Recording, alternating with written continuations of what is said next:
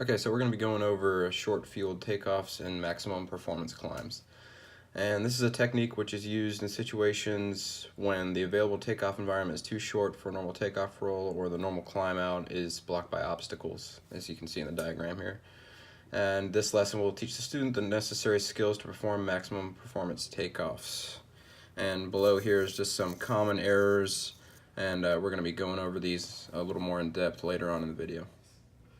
First, we're going to cover the configuration. You're going to need 25 degrees in your flaps for a Piper arrow. Prop full forward, manifold pressure, full, and gear up upon positive rate. Then for the procedure, you're going to first taxi on the runway. You're going to utilize the full length, meaning kind of taxi backwards and then line up with the runway. Then you're going to apply full brakes and slowly advance the power to full. You're going to verify that the power goes all the way up, verify engine gauges, oil temp, and pressure are indicating properly, and the airspeed is alive. You're going to rotate it 60 and apply back pressure to lift that nose wheel off the ground.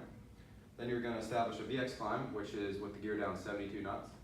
And then upon a positive rate, you're going to raise that gear, and then your VX is going to be 78. After clearing the obstacle and gear is up, you're going to retract the flaps to 10, and then upon reaching 90, which is VY, you're going to retract the flaps all the way to 0.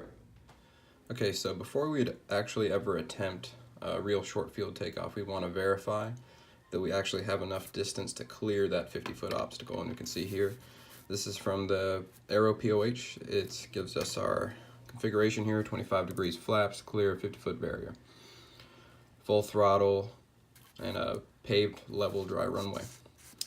So we'll go ahead and do an example here. These are our conditions. So first we got a temperature of 22, so we'll go over here to 22 on the graph and go up until we meet our density altitude of 4,000. At that point we'll go straight over, and then we'll follow this line down to 2,600, which is our weight. Then we'll follow that line straight over to about right here, and we can just follow this line since we have a headwind that's going to reduce our takeoff distance.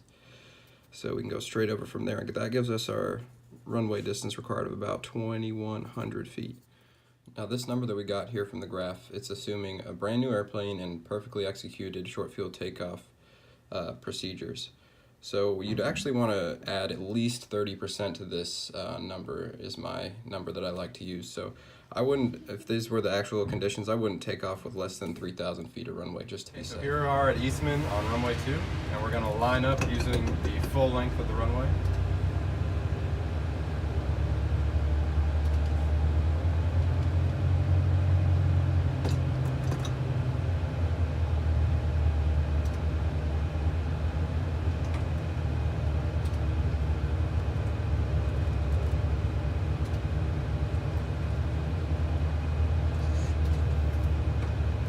Stop and set our brakes. We're going to make sure we're configured. We've got 2 notches of flaps in, 25 degrees. Prop full forward mixtures rich. We got all our landing lights and switches on. We're going to go ahead and apply full power smoothly. We're going to check our engine gauges. Our pressures and temps are good. So we're going to release the brakes. Check for airspeed alive. Airspeed's coming alive. Looking for 60 knots to rotate.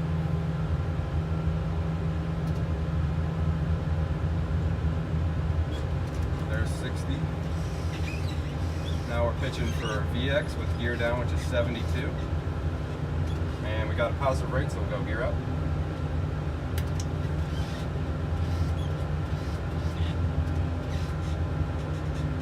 And now once our gear is up, we'll pitch for 78, which is our VX with gear up. And we'll just pretend we've cleared the obstacle now, so we'll go flaps 10 because we're at 78. Now that we've cleared, we've got flaps 10, we're going to accelerate to 90.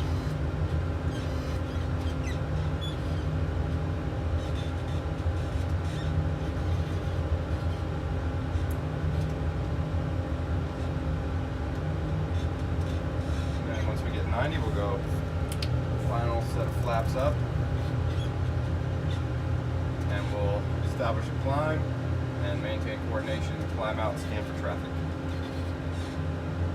Okay, so some common errors while performing a short field takeoff include not utilizing the entire runway. You want to take full advantage of that entire length.